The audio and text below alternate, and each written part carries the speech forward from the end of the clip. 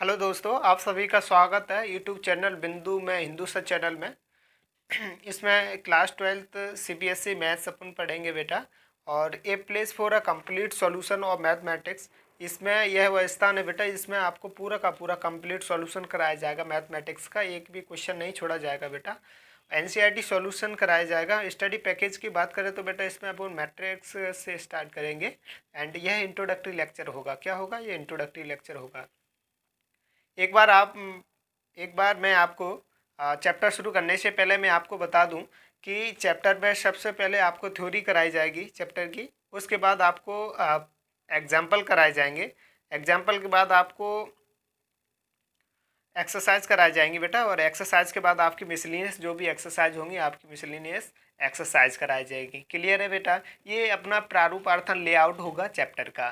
पहले चैप्टर की अपन बात करते हैं मैट्रिक्सिस की, जो एनसीईआरटी में तीसरे नंबर पर है, अर्थात चैप्टर नंबर 3 मैट्रिक्सिस है बेटा। इसमें बात करते हैं बेटा। आइए चलिए अब शुरू करते हैं। आपका पुनः एक बार फिर से स्वागत है यूट्यूब चैनल बिंदु में हिंदू सच चैनल में। और आप कोई संदेह नहीं करें बेटा कि इसमें ये चैप्टर छोड़ा जाएगा। कोई चैप्टर नहीं छोड़ा जाएगा, आपका पूरा का पूरा कंप्लीट छोड़ कराया जाएगा बेटा। क्लियर है बेटा? पूरा का पूरा एक शब्द आपका नहीं छोड़ा जाएगा। पूरा का पूरा आपकी एनसीईआरटी की थ्योरी पढ़ाई जाएगी बेटा। और एक बात रखिएगा बेटा, अगर एक बात याद रखिएगा, अगर आप थ्योरी कर लेते हैं, अगर आप चैप्टर की थ्योरी कर लेते हैं तो आप यकीन मानिएगा बेटा कि थ्योरी करने से ही आप 75% समझ चुके होते हैं चैप्टर को। कितना? 75%। इसलिए थ्योरी को बहुत बड़े लगन और ध्यान पूर्वक बेटा थ्योरी को पढ़ें। क्लियर है बेटा? थ्योरी को बिल्कुल कोई भी एक्सरसाइज करने से पहले हम उसकी थ्योरी पढ़ाई करेंगे। उस थ्योरी पे आपको बेटा बिल्कुल ध्यानपूर्वक आपको ध्यान देना होगा। क्लियर है बेटा? थ्योरी पे बहुत विशेष ध्यान देना होगा। मैं फिर पुनः कह रहा हूँ, थ्योरी पे बहुत विशेष ध्यान देना होगा। थ्योरी जैसे आप कंप्लीट कर लेते, मान लीजिएगा बेटा आपकी 90% एक्सरसाइज अपन कर चुके होते हैं। कितनी? 90%। अब जो 10% बची हैं बस वो आपके लिए प्रैक्टिस के लिए रह जाती हैं, जो प्रैक्टिस में आपको कराऊंगा। क्लियर है बेटा? चलो फिर उसके बाद और बेटा इसमें आपको मैं बता दूं, चैप्टर शुरू करने से पहले आपको बोर्ड में आउट ऑफ 100 में से आउट ऑफ 100 बोर्ड में क्लियर करना है बेटा। यानी इतने तो ठोकना ही है, नंबर एक नंबर कम नहीं आएगा। वह शर्तें कुछ चीज़ें ऐसी होंगी एनसीईआरटी में जो आपको नहीं दी होंगी, बट वो एमसीक्यू और फिल इन द ब्लैंक्स और मैचिंग मैचिंग खेल लेते हैं, तो मैं आपको वो भी कराऊंगा। क्लियर है बेटा? चलो अब बात करते हैं अपन मैट्रिक्स चैप्टर की। मैट्रिक्स चैप्टर होता क्या है? मैट्रिक्स की बात करें तो बेटा हिंदी में बोलते हैं जिसे आव्यूह। क्या बोलते हैं? आव्यूह। एक बार पढ़ लेते हैं कि मैट्रिक्स होती क्या है। Matrix is set of M N number real और imaginary arrange in the form of rectangular array of m rows and n column is called an m cross n m by n matrix to be read as a m by n matrix. Clear बेटा? वह कह रहा है कि matrix इस set of होती है mn number की। mn नंबर बेटा तुम्हारा रियल हो सकता है, इमेजिनरी नंबर हो सकता है, और इसको अरेंज करते हैं इन the form of rectangular form में। मैट्रिक्स को किस फॉर्म में अरेंज करते हुए था? रेक्टेंगुलर फॉर्म में। क्लियर है बेटा? है ना? इसमें M rows and N column होती हैं, जिसको अपन कहते हैं एम क्रॉस वाई एन या एम बाई एन मैट्रिक्स। ठीक है? इसको पढ़ने का बेटा अगर पढ़ा कैसे जाता है इसको, तो इसको पढ़ा जाता है एम क्रॉस एन मैट्रिक्स, अर्थात M by N matrix. Clear है बेटा? अब बात बेटा आती है कि ये नंबर रियल और इमेजिनरी नंबर क्या होते हैं। तो बेटा आपने रियल नंबर आपने देखा होगा जो डेली लाइफ में यूज़ करते हैं, जैसे 2 3 4 1 7 9 और डॉट डॉट, है ना, शो ऑन। बेटा ये तुम्हारी रियल नंबर होती है। रियल नंबर का हिंदी में अर्थ होता है बेटा वास्तविक संख्याएं। क्या होती हैं? वास्तविक संख्याएं। और इमेजिनरी नंबर बात करते हैं तो बेटा ये अगर हिंदी में अर्थ देखें तो काल्पनिक संख्या होती है। बेटा मैं हिंदी शब्द इसलिए बोलता हूँ आपके सामने कि आप उसमें ध्यान दे पाओ, कि मैं हिंदी शब्द इसलिए आपको हिंदी में जल्दी समझ में आ जाता। अगर मैं किसी शब्द ने अगर पहली बार इमेजिनरी सुना होगा, बट आपने 11th में पढ़ा होगा, बट बेटा कोई बात नहीं, मैं आपको 11th की जो भी टर्म होगी आपको मैं पूरा का पूरा बताऊंगा। मैं ये समझ लूँगा कि आपको 11th में आपने कुछ पढ़ा ही नहीं है। क्लियर है बेटा? पढ़ाई तो अच्छी बात है, नहीं पढ़ाए तो भी मैं आपको पूरा का पूरा 11th का पार्ट जहाँ आवश्यकता पड़ेगी चैप्टर में, मैं पूरा का पूरा आपको बेटा 11th का पार्ट कराऊंगा। ठीक है? क्लियर है बेटा? चलो इमेजरी नंबर होती है बेटा काल्पनिक संख्या, जिन्हें एग्जाम्पल की बात करें 2 प्लस आयोटा, आई का ये मतलब आयोटा बेटा, है ना, ये इमेजिनरी नंबर होती हैं। इसको मैट्रिक्स को रेक्टेंगुलर फॉर्म में अरेंज किया जा सकता है। एम जिसमें मैट्रिक्स में एम रोज होती है, एन कॉलम होती है, is called M N matrix to be read as N M by N matrix. Clear है बेटा? हमेशा ध्यान रखना बेटा, अगर यहाँ मैट्रिक्स की बात करें तो एम रोज और एन कॉलम को आप इतनी ध्यानपूर्वक सुनिएगा, इतना समझिएगा कि यही पूरे के पूरे चैप्टर में यूज होगी। एम रोज एन कॉलम, आप उलझ जाएंगे। आगे देखते हैं, मैं समझाता हूँ एम रोज क्या होती है, एन कॉलम क्या होती है। दूसरी डेफिनेशन की बेटा बात करते थे, होती है इफ एम एन एलिमेंट और a number are in the M rows N column. जो मैंने अभी जस्ट आपको बेटा ऊपर बताया वही डेफिनेशन अथवा में दी है, यानी एम रोज और एन कॉलम के अरेंजमेंट को ही मैट्रिक्स कहते हैं। किसके अरेंजमेंट को, मैट्रिक्स को। अब एक बार बेटा मैं एक बार आपको एग्जांपल देके समझाता हूँ कि मैट्रिक्स का ओनली। मान लीजिएगा बेटा ए मैट्रिक्स, अभी समझ लीजिए बेटा, ए मैंने लिख लिया तो समझ लिया ए होता है। A matrix equal to A11, A12, A13, A21, A22, A23, A31, A32, A33। बेटा ये मैंने लिखा है, आप समझ लीजिएगा ये होता है ऐसा। ये एम क्रॉस एन मैट्रिक्स का है। क्लियर है बेटा।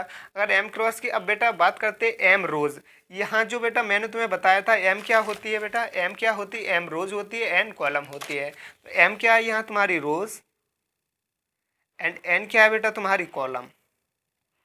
क्या है बेटा, कॉलम है। अब बेटा बात करते हैं कि रोज, आप नहीं समझ पाएंगे बेटा कि रोज क्या होती है। कभी कभी हमें ये लगता है ये रोज होती है, कभी लगता है ये रोज होती है। तो मैं आपको बता दूं बेटा, रोज जो हॉरिजॉन्टली होंगी बेटा उसको रोज बोलते। क्या बोलते हैं, याद करने के लिए बेटा मैं तुम्हें एज अ याद करने के लिए मैं तुम्हें एज अ ट्रिक बता देता हूँ। इसको हॉरिजॉन्टली जो होगी ना उसको अपन रो बोलेंगे। एक रो, दो रो, तीन रो, यानी तीन रो हो गई। एक रो, दो रो, तीन रो, इसे बोलते हैं बेटा रोज। एम हमेशा रोज को एम से डिनोट किया है, स्मॉल एम से डिनोट किया जा सकता है बेटा, है ना। तो एम रोज को किससे अपन को याद रखने के लिए, एज अ मेमोरी के लिए हम बता देते कि हॉरिजॉन्टली होता है। हॉरिजॉन्टली क्या होता है बेटा, हॉरिजॉन्टली। हॉरिजॉन्टली अब बात करते हैं बेटा एन, एन कॉलम। एन क्या होता है, कॉलम। कॉलम को हमेशा स्मॉल एन से रिप्रेजेंट किया जाता है। ठीक है, क्लियर है बेटा। अब वो बेटा इसको याद रखने के लिए ये वर्टिकली यानी ये हॉरिजॉन्टली हो जाता है रोज, और कॉलम वर्टिकली हो जाता है एक, दो, तीन। क्लियर है बेटा। ये तुम्हारे क्या होगा, कॉलम होगा, कॉलम होगा। मैट्रिक्स में एक चीज और ध्यान रखना बेटा, एम को हमेशा पहले रिप्रेजेंट किया जाता है, उसके बाद अर्थात उसके पश्चात अपन कॉलम को रिप्रेजेंट करते हैं। किसको रिप्रेजेंट करते हैं, कॉलम को। क्लियर है। सबसे पहले मैट्रिक्स में रोज को क्लियर करेंगे, उसके बाद कॉलम को रिप्रेजेंट करेंगे। क्लियर है। अब वेट, मैंने तुम्हें बता दिया वर्टिकली को अपन क्या बोलते हैं, वर्टिकली को अपन बोलते हैं यानी जो वर्टिकली होते हैं उनको अपन बोलते हैं कॉलम। ठीक है, एज अ मेमोरी के लिए अपन हम लिख लेते हैं वर्टिकली। क्लियर है बेटा, वर्टिकली। वर्टिकली को हम कॉलम बोलते हैं। क्लियर है बेटा। चलो अब आगे देखते हैं।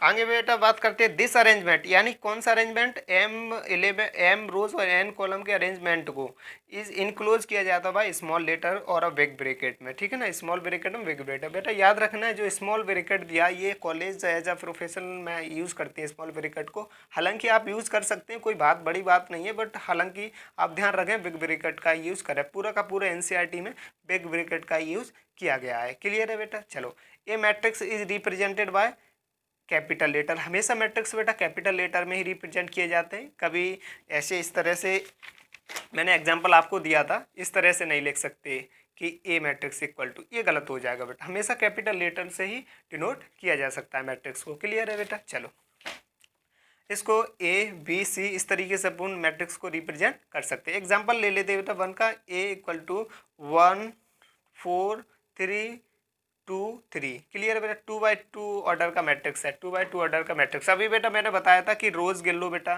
है ना, रोज गिनो। इसमें एक, दो हॉरिजॉन्टली, एक, दो, यानी दो रोज हो गई। तो सबसे पहले मैट्रिक्स में रोज लिखा जाता है, तो दो लिख लिया।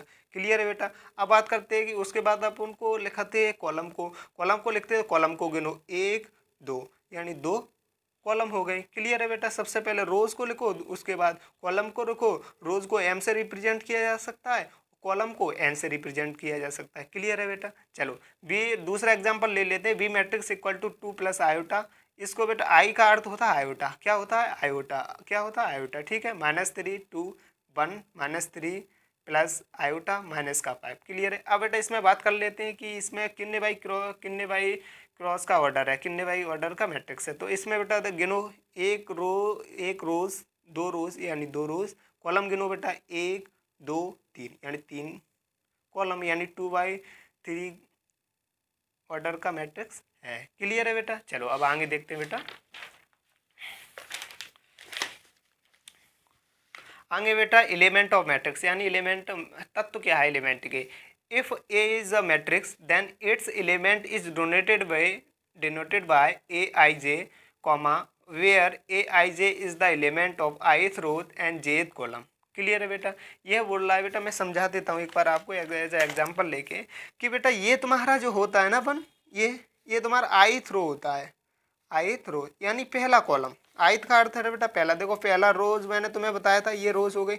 इसको बेटा ये वाला वन है जो सेकंड वन वाला है, दूसरा वन है ना, इसको बोलते हैं बेटा jth कॉलम। क्या बोलते हैं? jth column. jth कॉलम यानी पहली रो हो गई, दूसरी पहला वाला रो हो गया, दूसरा वाला कॉलम हो गया, इसमें ये दूसरा वाला बेटा। तो इसका मतलब अपन पहली वाले कॉलम में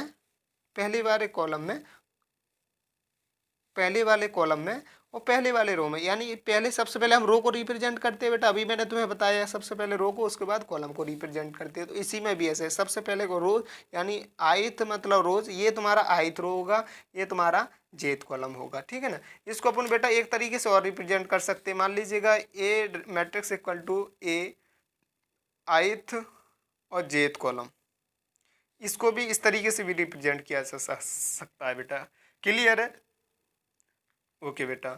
चलिए सबसे पहले ये होता तुम्हारा ith रो यानी jth रो। अब बेटा बात करते हैं कि अगर हम इसको ले लेते, देखो बेटा 2 है ना, सबसे पहले मैंने क्या बताया तुम कि उसको रो से रिप्रेजेंट करते। देखो दूसरे रो में आ रहा है और इसको कॉलम से रिप्रेजेंट करते हैं, यानी पहले कॉलम में आ रहा है। क्लियर है। ऐसे इसमें बेटा इसकी बात करते हैं तो 3 रोज एंड 1 कॉलम, तीसरी रो में आ रहा है बेटा। देखो आ रहा है कि नहीं, वो पहली कॉलम में आ रहा है, यानी ये 1 है। ऐसे बेटा इसमें देख लेते हैं 1 और 2, यानी पहले कॉलम में आ रहा है इसलिए 1, और दूसरी रो में आ रहा है इसलिए 2। क्लियर है बेटा। चलो ऐसे ही सो ऑन। अब बात करते हैं बेटा ऑर्डर ऑफ मैट्रिक्स की। ऑर्डर ऑफ मैट्रिक्स क्या क्या होते हैं। A matrix A of order m by n is usually written in the form of following manner. ठीक है ना बेटा। इसको m बाय n पढ़ो बेटा या m क्रॉस n पढ़ो, कोई बात नहीं, कोई भी पढ़ सकते बेटा। क्लियर है। चलो एग्जाम्पल दिया है ऑर्डर ऑफ मैट्रिक्स का, A equal to A11 A12 A21 A22 m by n cross order का मैट्रिक्स दिया है। इस तरीके इसको बेटा अपन इस तरीके से भी लिख सकते हैं, इस तरीके A matrix equal to A I J column. ये किस ऑर्डर का? m बाय n ऑर्डर का मैट्रिक्स है। अब बेटा यहाँ m की बात करें तो m क्या है? m तुम्हारा यहाँ 1 हो सकता है, 2 हो सकता है, 3 हो सकता है, कितने भी ऑर्डर का ले सकते हैं। 2/3 ऑर्डर का ले लो, 5/2 का ऑर्डर का ले लो, कितने भी ऑर्डर का ले लेते हैं। अब बात करते हैं बेटा यहाँ 1 क्या है? 1 तुम्हारा 1 हो सकता है, 2 हो सकता है, आई जो तुम्हारा है ना वहाँ 1 हो सकता है, 2 हो सकता है, 3 हो सकता है, 4 हो सकता है, 5 हो सकता है, 6 हो सकता है, सो ऑन बेटा। ऐसे ही जे हो वाला कॉलम यानी जे कॉलम यानी 1 हो सकता है, 2 हो सकता है, 3 हो सकता है, 4 हो सकता है, 5 हो सकता है, 6 होता है। इतने कॉलम, कितने भी कॉलम आप मैट्रिक्स में ले सकते हैं, सो ऑन। ठीक है बेटा। जहाँ तक ये बात करें कि अगर एनसीईआरटी क्लास 12 में तो मात्र 3 ऑर्डर के ही मैट्रिक्स लिए गए, 3/3 क्रॉस ऑर्डर का ही। आपका 2/3 क्रॉस का लिया जा सकता है, या 1/3 ऑर्डर का मैट्रिक्स लिया जा सकता है, या 3/1 का या 1/3 का ऑर्डर का मैट्रिक्स लिया जा सकता है। 3 से ज़्यादा नहीं लिया जाएगा बेटा। आप कॉलेज में अभी एंट्री करोगे तो सब कॉलेज में भी आपको बेटा 5x5 से ज़्यादा मैट्रिक्स को नहीं कराया जा, करने को कर सकते हैं, बट बेटा एज इसको कॉलेज में यूज़ किया जा सकता है। और जस्ट एनसीईआरटी में 3/3 ऑर्डर का मैट्रिक्स आपको देखने को मिलेगा। क्लियर है बेटा। चलो वेयर जहाँ m इज रोज है, जो मैं तुम्हें बता चुका हूँ, और n इज कॉलम है। क्लियर है बेटा। चलो एग्जाम्पल देख लेते हैं बेटा। A matrix equal to 3 minus का 1 5 6 2 माइनस का 7 2/3 क्रॉस ऑर्डर का है, यानी 2 यहाँ तुम्हारा बेटा रोज हो गया, 3 तुम्हारा कॉलम हो गया। देखो 1 2 3 रोज, 1 2 रोज, एंड वर्टिकली देखेंगे तो कॉलम 1 2 3 यानी 3 कॉलम, जिसे n से रिप्रेजेंट किया जा सकता है। रो को m से स्मॉल m से रिप्रेजेंट किया जा सकता है। क्लियर है बेटा। चलो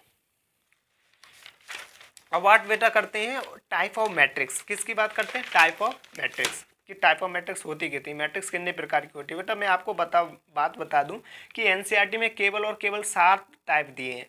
मैं आपको 2 और एक्स्ट्रा पढ़ाऊंगा। वो 2 सर क्यों आप पढ़ाओगे? वो बेटा इसलिए पढ़ाऊंगा मैं आपको कि अब एनसीईआरटी में क्या है, एमसीक्यू और मल्टीपल चॉइस क्वेश्चन आने लगे हैं। तो दरअसल क्या होता है उसमें क्वेश्चन वो थोड़ा घुमा के दे देते हैं, ट्रिकी अप्रोच लगा देते हैं, जिस तरह से लड़का फिर जाता है। जैसे सिंगुलर मैट्रिक्स और ट्रायंगुलर मैट्रिक्स की बात करें तो भाई क्वेश्चन में यूज होगा, बट उसका कुछ थ्योरी में कोई जिक्र नहीं किया गया है। इसलिए मैं उस 2 टाइप जो बचेंगे ना टाइप ऑफ मैट्रिक्स के 7 के अलावा 2 जो और बचेंगे अर्थात 9 टाइप हो जाएंगे, तो मैं आपको वो 2 टाइप अलग से कराऊंगा। ठीक है, क्लियर है बेटा? चलो बात करते हैं बेटा पहला रो मैट्रिक्स। रो मैट्रिक्स आ गया तो सबसे पहले रो को पकड़ो, यानी 1 रो होगी जिसमें वही रो मैट्रिक्स कहलाएगी। और इसका ऑर्डर ऑफ रो मैट्रिक्स का बात करें तो 1 क्रॉस एन। मैंने तुमसे क्या कहा, एक रो होगी तो सबसे पहले रो को रिप्रेजेंट करते हैं जो कि 1 होगा, और क्रॉस एन। एन तुम्हारा कुछ भी हो सकता है, 1 हो सकता है, 2 हो सकता है, 3 हो सकता है, सो ऑन। बेटा क्लियर है बेटा? इसका एग्जाम्पल की बात कर लेते हैं बेटा। तो ए मैट्रिक्स इक्वल टू 5 0 3, यानी 1 क्रॉस 3। मैंने क्या कहा, रोज मैट्रिक्स में 1 रो होना चाहिए। देखो बेटा एक रो है तुम्हारी, क्लियर है, 3 कॉलम है, तो एक रोज 3 कॉलम, 1 2 3, 3 कॉलम। दूसरा एग्जांपल देख लेते हैं बेटा। Equal to B matrix equal to 2, यानी 1 क्रॉस 1 का है। देखो एक रोज एंड एक कॉलम, एक रोज एंड एक कॉलम, इसको बोलते हैं बेटा रो मैट्रिक्स। ठीक है बेटा, क्लियर है? 1 बाई क्रॉस 1 ऑर्डर का मैट्रिक्स दिया गया है, क्लियर है? चलो अब बात कर लेते हैं बेटा कॉलम मैट्रिक्स की। कॉलम मैट्रिक्स बेटा एक कॉलम शब्द को पकड़ लो, यानी 1 जिसमें केवल और एक एक कॉलम हो वह कॉलम मैट्रिक्स कहलाएगा, क्लियर है? इसका ऑर्डर होता है m क्रॉस 1 का। इसमें तुम्हारा एक कॉलम होगा, ठीक है ना, दूसरा तुम्हारा, और जो बचेगा वो है तुम्हारा m अर्थात रोज होगा, क्लियर है बेटा? अब बात एग्जाम्पल की देख लेते। ए मैट्रिक्स इक्वल टू 5 0 3। देखो बेटा 3 क्रॉस वाई 1 ऑर्डर में का मैट्रिक्स दिया है। बात करते हैं तो 1 2 3, यानी 3 तुम्हारी रोज हो गई और एक तुम्हारा कॉलम हो गया ओपन, क्लियर है? चलो ये तुम्हारा कॉलम मैट्रिक्स हो गया। तीसरी बात करते हैं तीसरे टाइप ऑफ मैट्रिक्स की, तो स्क्वायर मैट्रिक्स। स्क्वायर बेटा आपने बचपन में 7th 8th और 9th स्टैंडर्ड में पढ़ा होगा। स्क्वायर क्या होता है, जिसकी चारों साइड इक्वल होती है। इवन आपने 10th में भी पढ़ा होगा, क्लियर है बेटा? और यहाँ जस्ट बेटा मैट्रिक्स में बात करते हैं तो मैट्रिक्स में कॉलम और रोज की बात की जाती है। तो स्क्वायर मैट्रिक्स में जिसकी एम और रोज इक्वल हो वही तुम्हारा स्क्वायर मैट्रिक्स हो जाता है, ठीक है? क्लियर है? डेफिनेशन पढ़ लेते हैं। Rows and column in a matrix are equal, M equal to N, that is, ठीक है, जिसकी row matrix row and column equal हो उसको स्क्वायर मैट्रिक्स कहते हैं। एग्जांपल देख लेते हैं बेटा। A matrix equal to A11 A12 A21 A22, 2 order का मैट्रिक्स दिया है, क्लियर है बेटा? 2 रो 1 2, 2 कॉलम 1 2, यानी 2 क्रॉस ऑर्डर का मैट्रिक्स दिया है, क्लियर है? चलो चौथे टाइप की बात करते हैं बेटा डायगोनल मैट्रिक्स। डायगोनल मैट्रिक्स बात करते हो तो if all element except principal diagonal in a square matrix are zeros. क्या कह रहा है बेटा, एक बार प्रिंसिपल डायगोनल मैट्रिक्स मैं आपको समझा देता हूँ क्या प्रिंसिपल डायगोनल मैट्रिक्स होता है।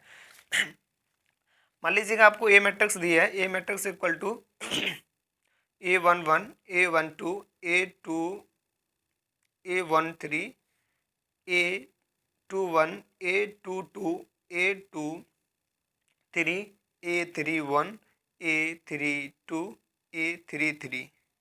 ये आपको बेटा मान लीजिए एग्जाम्पल दिया है। क्या दिया है? एग्जाम्पल दिया है। तो बेटा ये तुम्हारी जो होती है ना A11 A22 A33, ये तुम्हारा प्रिंसिपल डायगोनल मैट्रिक्स होता है। क्या होता है? Principal diagonal. क्या होता है? Principal diagonal. इसको बेटा ध्यान से पढ़ना, जो 2 और डेफिनेशन आएंगे उसमें प्रिंसिपल का यूज होगा, प्रिंसिपल डायगोनल। इसको बोलते हैं प्रिंसिपल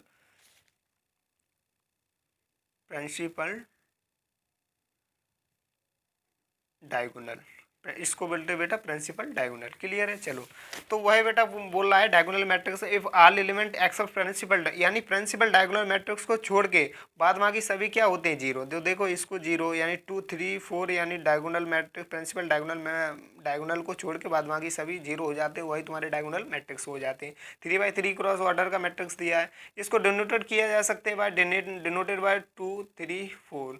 ये तुम्हारा बेटा एज अ एग्जाम्पल के तौर पर दिया, बट इसको डिनोटेड कर सकते हैं बेटा एज अ जनरली डिनोटेड कर सकते हैं डायगोनल मैट्रिक्स को DIAG equal to D1 comma D2 comma D3 dot dot so on DN, clear है बेटा, इसको इस तरीके से डायगोनल मैट्रिक्स को रिप्रेजेंट किया जा सकता है। चलो आगे देखो बेटा, अब बात कर लेते हैं बेटा नोट पॉइंट की कि number of zeros in a diagonal matrix. मान लीजिएगा बेटा आपको मल्टीपल चूज क्वेश्चन में पूछ लिया कि 5x5 ऑर्डर के मैट्रिक्स में कितने जीरोस होंगे, तो आप बेटा वहाँ बनाने के लिए थोड़ी ना बैठे होंगे, वहाँ आपको पता होना चाहिए कि इतने ऑर्डर में। यहाँ ट्रिक होती है बेटा, ये इसको क्या बोलते हैं, ट्रिक, या इसको अर्थात आप फार्मूला बोलो।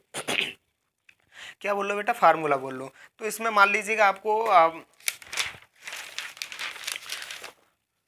मान लीजिएगा बेटा आपको ऑर्डर दिया है मैट्रिक्स का 5x5 ऑर्डर का। अब वो बोलता है बेटा जीरोस बताओ डायगोनल मैट्रिक्स में कितने होंगे। तो फार्मूला क्या होता है, एन स्क्वायर माइनस का एन। एन तुम्हारा जो भी जितने भी ऑर्डर का दिया होगा बेटा वह तुम्हारा एन होगा। अब बेटा वहाँ 5x2 का तो नहीं आ सकता, क्योंकि ये सभी अप्लाई किस में होते हैं, तुम्हारे स्क्वायर मैट्रिक्स में। तुम्हारे एनसीईआरटी में तुम्हें ज़्यादातर स्क्वायर मैट्रिक्स ही दिया जाएगा। स्क्वायर मैट्रिक्स क्या होते हैं, जिसकी एम और एम इक्वल टू कॉलम, जिसकी एम इक्वल कॉलम हो। क्लियर है बेटा, यानी एम इक्वल टू एन, ये है स्क्वायर मैट्रिक्स की क्या होती है डेफिनेशन। ये है, इस तरीके से पूरी पहचान सकते हैं कि वो स्क्वायर मैट्रिक्स है। तो इसमें एम भी 5 दिया है और एन भी 5 दिया है, इसलिए इक्वल है। ठीक है बेटा, चलो अब इसमें बेटा ऑर्डर दिया है अपन को कि 5x5 ऑर्डर में कितने जीरोस होंगे। तो एन की जगह रखो 5, 5 का square plus -5 equal to 25 minus का 5 इक्वल टू बेटा तुम्हारे 20, यानी 20 जीरोस आएंगे 5x5 ऑर्डर के मैट्रिक्स में। इतने डायगोनल मैट्रिक्स में इतने 20 जीरोस आएंगे। क्लियर है, चलो बेटा दूसरा बेटा देते हैं, नोट पॉइंट में ही दे रहे हैं कि diagonal element is denoted bye DIAG D1, D2 dot dot DN, जो मैंने अभी आपको बताया था बेटा। जो मैं तुम्हें नोट पॉइंट बताऊंगा ना, उसको जस्ट इनसे क्वेश्चन, जैसे नोट पॉइंट होते, नोट पॉइंट का अर्थ है उनका तुम्हारे जो पॉइंट दिए हैं उन्हीं से क्वेश्चन बन जाते हैं। MCQ में पूछ लेंगे, तुम्हारे फिल इन द ब्लैंक्स में पूछ लेंगे, मैचिंग खेल लेंगे, है ना, ये पूछ लेंगे। और तुम्हें एक वाले क्वेश्चन में भी आपको पूछ सकते हैं। क्लियर है, चलो अब बात करते हैं बेटा स्केलर फिफ्थ टाइप की मैट्रिक्स की, स्केलर मैट्रिक्स की। स्केलर मैट्रिक्स क्या होती है, तो all non diagonal element are zeros and diagonal element are equal and other than zeros.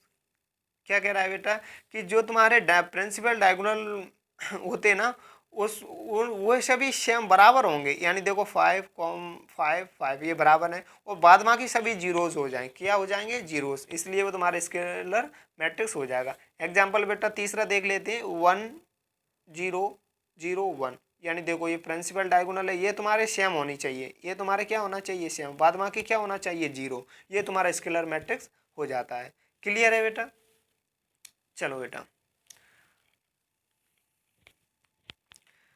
अब बात कर लेते हैं बेटा आइडेंटिटी मैट्रिक्स। आइडेंटिटी शब्द को पकड़ लो, किसको पकड़ लो, आइडेंटिटी, और इसका दूसरा नाम होता है यूनिट, यानी एक। जैसे main diagonal R1 and rest R0। Main diagonal, यानी मेन डायगोनल का अर्थ है बेटा प्रिंसिपल डायगोनल को छोड़कर बाद बाकी सभी जीरोस हो जाएंगे। जस्ट स्केलर मैट्रिक्स की तरह है। इसमें एक हो नहीं, इसमें एक ही होना चाहिए। इसमें आपके 5 हो सकते, कितनी भी संख्या हो सकती है, 6 हो सकता है, 6 6 6, 7 7 7, 8 8 9 9, 10 10 10, इतने हो सकते हैं। क्लियर है बेटा, इसमें यूनिट आइडेंटिटी मैट्रिक्स में तुम्हारा 1 ही होना चाहिए। अब बेटा बात कर रहे हो सर इसमें भी तो 1 है, हाँ तो बेटा लेकिन ये स्पेस से अगर इसमें से ये पूछ लिया जाए कि किस तरह का टाइप है, अगर उसमें 4 ऑप्शन दे दिए गए, मान लीजिए स्केलर मैट्रिक्स दे दिएगा, जीरो मैट्रिक्स दे दिएगा, सिंगलेटन मैट्रिक्स दे दिया और तुम्हारा ट्रायंगुलर मैट्रिक्स दे गया, बट तुम्हारा आइडेंटिटी मैट्रिक्स नहीं दिया गया, तो उस पर आप किस पे टिक करोगे, स्केलर मैट्रिक्स पे टिक करोगे, स्केलर मैट्रिक्स पे आप टिक करोगे। क्लियर है, लेकिन ये स्पेसिफाई हो जाता है कि जब आइडेंटिटी मैट्रिक्स दिया हो, स्केलर मैट्रिक्स दिया हो, जीरो मैट्रिक्स दिया हो और सिंगुलर टर्न मैट्रिक्स दिया हो, तो आपको आइडेंटिटी मैट्रिक्स पे टिक लगाना होगा। क्लियर है बेटा, चलो आइडेंटिटी मैट्रिक्स में क्या होता है, जिसकी मेन डायगोनल को छोड़कर बाद बाकी सभी जीरोज हो जाते हैं, वो मेन डायगोनल तुम्हारा 1 ही होना चाहिए, है ना। एग्जांपल देख लेते, इसको डिनोटेड किया जा सकता है बेटा, इसको it denoted identity matrix of order IN से डिनोटेड किया जा सकता है। देखो I1 इक्वल टू 1 ऑर्डर, यानी 1x1 ऑर्डर का मैट्रिक्स दिया है। दूसरे I2 दूसरे मैट्रिक्स की बात कर लेते हैं आइडेंटिटी मैट्रिक्स की, तो 1 0 0 1 यानी 2x2 ऑर्डर का। देखो मेन डायगोनल तुम्हारा बेटा 1 1 होगा, यानी सेम है, ठीक है ना, और बाद बाकी तुम्हारे सभी जीरो हो गए। क्लियर है, तीसरे एग्जाम्पल की बात कर लेते हैं। तीसरा एग्जाम्पल है 1 0 0 0 1 0 0 0 1, यानी 3x3 ऑर्डर का मैट्रिक्स दिया है, तुम्हारा मैन डायगोनल 1 है और बाद बाकी सभी 0। ये तुम्हारे आइडेंटिटी मैट्रिक्स हो गए। अब बात कर लेते हैं बेटा जीरो मैट्रिक्स, और जिसका दूसरा नाम होता है नल मैट्रिक्स। जीरो मैट्रिक्स है, जीरो शब्द को पकड़ लो, है ना। All element are zero it denoted by zeros, है ना। सभी के सभी एलिमेंट क्या होंगे, जीरोस होंगे। देखो एग्जांपल ले लेते हैं, ये मैट्रिक्स इक्वल टू 0 0 0 0, यानी 2x2 ऑर्डर का मैट्रिक्स दिया गया है। क्लियर है। चलो बेटा अब बात कर लेते हैं बेटा 8, जो तुम्हारे एनसीईआरटी में ने दिए गए, बट ये तुम्हें एज अ क्वेश्चन के बतौर पे पूछ लेते हैं, इसलिए मैं तुम्हें ये दो पढ़ा रहा हूँ, सिंगुलेटर मैट्रिक्स और ट्रायंगुलर मैट्रिक्स। ठीक है बेटा। अब बेटा आ जाती है सिंगुलेटर मैट्रिक्स। क्या होता है, सिंगल शब्द को पकड़ लो, जिसमें मैट्रिक्स में केवल एक एलिमेंट हो। कितना, एक एलिमेंट। देखो इसमें एग्जाम्पल देख लो, 2 एक एलिमेंट है, 3 एक एलिमेंट है, ए 1 यानी 1x1 ऑर्डर, 1x1 ऑर्डर और 1x1 ऑर्डर का मैट्रिक्स दिया है, जिसमें एक ही एलिमेंट हो। डेफिनेशन पर लेते हैं, if in a matrix there is only one element, केवल और केवल वन एलिमेंट होना चाहिए। क्लियर है बेटा। चलो अब बात करते हैं बेटा ट्रायंगुलर मैट्रिक्स क्या होता है, जिसमें बात कर लेते हैं जो मेन डायगोनल होता है ना बेटा, ये मेन डायगोनल के ऊपर और नीचे, ऊपर 0 हो सकते हैं, नीचे भी 0 हो सकते हैं, नीचे 0 हो सकते हैं, ऊपर 0 भी हो सकते हैं। क्लियर है बेटा। इस तरह से आपके मान लीजिएगा कि मेन डायगोनल में एक नीचे उसके 0 दिए, ऊपर जीरोस नहीं दिए, मान लीजिए ऊपर जीरोस दिए और नीचे जीरोस नहीं दिए। इस तरह के ट्रायंगुलर मैट्रिक्स को फिर दो टाइप में अपन विभाजित कर सकते हैं, यानी दो प्रकार होते हैं। इसलिए एक बार डेफिनेशन पढ़ लेते हैं triangular matrix. If each element above और below the principal diagonal is 0। Clear है बेटा। प्रिंसिपल डायगोनल इज 0 किसके, एबव और बिलो की बात कर रहा है बेटा। इफ ईच एलिमेंट एबव और below principal diagonal is 0, principal diagonal के ऊपर नीचे 0 हो सकते हैं, इसलिए ये दो प्रकार का होते हैं। पहला आ जाता है मेरा अपर ट्रायंगुलर मैट्रिक्स, दूसरा है तुम्हारा लोअर ट्रायंगुलर मैट्रिक्स। अपर ट्रायंगुलर मैट्रिक्स की बात करें बेटा, अपर ट्रायंगुलर मैट्रिक्स में मेन डायगोनल के नीचे जो जीरोस होंगे वह तुम्हारा अपर ट्रायंगुलर मैट्रिक्स हो जाएगा। याद रखिए, अपर में मतलब जीरोस नीचे आएंगे। और दूसरे टाइप होता है कि लोअर ट्रायंगुलर मैट्रिक्स का, तो लोअर ट्रायंगुलर मैट्रिक्स में बेटा मेन डायगोनल के ऊपर 0 हो जाते, ऊपर। जैसे अगर लोअर की बात करें तो ऊपर जीरोस हो जाते। याद करने के लिए ये ट्रिक है बेटा। क्लियर है। चलो क्लियर है। चलो अब बात कर लेते हैं बेटा टाइप। अभी मैंने तुम्हें बताया अपर ट्रायंगुलर मैट्रिक्स, है ना। Upper triangular a square matrix is called or upper triangular matrix if A I J equal to 0 when I greater than 1। बेटा आई ग्रेटर देन 1 क्यों कर रहा है, मान लीजिएगा बेटा यहाँ मान लीजिए ये किस ऑर्डर का है, यानी ए 2 1 ऑर्डर का है। यहाँ सबसे पहले 2 किससे रिप्रेजेंट करते हैं बेटा, रोज को करते हैं। रो को किससे रिप्रेजेंट करता है, एम को, और एम क्या होता है, आई। तो इसलिए यहाँ देखो बेटा 2 1 बड़ा है कि नहीं, और यहाँ 1 छोटा है। 1 तुम्हारा यहाँ क्या है, कॉलम। क्लियर है बेटा। इसलिए यहाँ बात कर लेते हैं, तो ये किस ऑर्डर का है, तो सॉरी ऑर्डर का तो नहीं कहेंगे, ये किस एलिमेंट से बिलोंग करता है, तो 3x1 से, यानी 3 तुम्हारा क्या है यहाँ रो, 1 क्या है, कॉलम है। तो 3 1 बड़ा हुआ, यानी रोज बड़े ही कॉलम से। क्लियर है। चलो आगे बेटा बात करते हैं lower triangular matrix. Lower triangular matrix क्या होता है, A square matrix A I J is called the lower triangular matrix A I J equal to 0 then when I less than J का बेटा यहाँ कॉलम क्या है बेटा, कॉलम आई तुम्हारा क्या है, रोज। यानी इसमें क्या कह रहा है कि लोअर ट्रायंगुलर मैट्रिक्स होगा तो जिसमें कॉलम बड़ा होगा लेकिन रोज छोटी होंगी। एक बार एग्जांपल देख लेते हैं। A matrix equal to 1 0 0 2 0 2 3 0 4 5 2। Clear है बेटा। ये 3x3 ऑर्डर का मैट्रिक्स दिया गया है। तो बेटा यहाँ बात कर लेते हैं ये किस एलिमेंट्स का से बिलोंग करता है, तो ये बेटा होता है तुम्हारा 1 2, यानी 1 तुम्हारा पहले तो रो में बिलोंग करेगा और दूसरे कॉलम में आएगा। देखो पहले रो में आएगा, दूसरी कॉलम में आ रहा। तो यहाँ बेटा ये 2 है, ये तुम्हारा कॉलम है, यानी 2 है, और यहाँ 1 क्या कॉलम, तो इसलिए 2 कॉलम बड़ा हो गया किससे, रोज से। क्लियर है। इसलिए ऐसे यहाँ ले लेते हैं बेटा, ये आ जाता है ये कि 2x3 से 2x नहीं पढ़ेंगे इसको, 2 से। तो बेटा यहाँ 3 क्या है तुम्हारा, कॉलम है, और 2 क्या है तुम्हारा, रोज है, यानी 3 बड़ा है 2 से, यानी 3 कॉलम बड़े रो से। ठीक है। क्लियर। अब बेटा बात कर लेते हैं नोट पॉइंट की। ये नोट पॉइंट है ना बेटा, इसको विशेष ध्यान रखना, इनसे डायरेक्टली क्वेश्चन पूछ लिए जाते हैं। क्लियर है। बात करते हैं कि minimum number of zeros in a triangular matrix is given by N कोष्टक में एन माइनस के 1/2 where N is order of matrix. क्या बात कह रहा है कि अब मिनिमम नंबर बताओ जीरोस के इन ट्रायंगुलर मैट्रिक्स में। कोई मान लीजिए कि ट्रायंगुलर मैट्रिक्स दे दिया, अपर ट्रायंगुलर दे दिया, लोअर ट्रायंगुलर मैट्रिक्स दे दिया। अब वो कह रहा है कि उनके जीरोस बताओ। मान लीजिए 5x5 ऑर्डर का मैट्रिक्स दे दिया गया आपको। क्लियर, एक एग्जाम्पल ले लेते हैं। मान लीजिए 5x5 ऑर्डर का मैट्रिक्स ले लिया गया, तो उसमें अब वो कह रहा है कि कितने जीरोस होंगे ट्रायंगुलर मैट्रिक्स में। तो 5/5 फार्मूला बेटा क्या है, एन स्क्वायर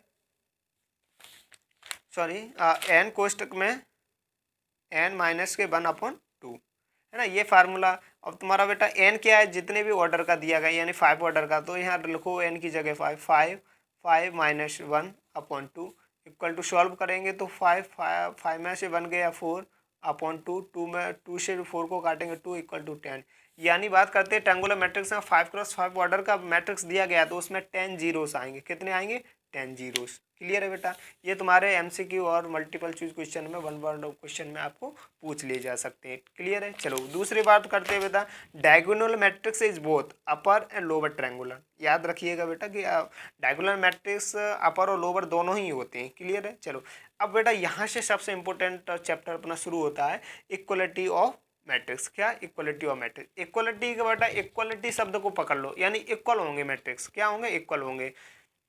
डेफिनेशन देख लेते हैं बेटा, two matrix A and B are said to be equal matrix if they are same order and their corresponding element are equal. इसके करस्पॉन्डिंग एलिमेंट आर इक्वल हो। एक बार एग्जांपल ले लेते हैं बेटा, एग्जांपल दिया रखा है आपका। मान लीजिएगा ए मैट्रिक्स इक्वल टू आपका दिया है 2 1 5 3 5, यानी 2x2 ऑर्डर का मैट्रिक्स दिया है, 2x2 ऑर्डर का मैट्रिक्स दिया गया। दूसरा मैट्रिक्स आपका दिया गया है बी, बी में क्या है 3 2 2 3, यानी 2x, ये भी 2x2 ऑर्डर का मैट्रिक्स दिया गया है। कितने का दिया है, 2x2 ऑर्डर का।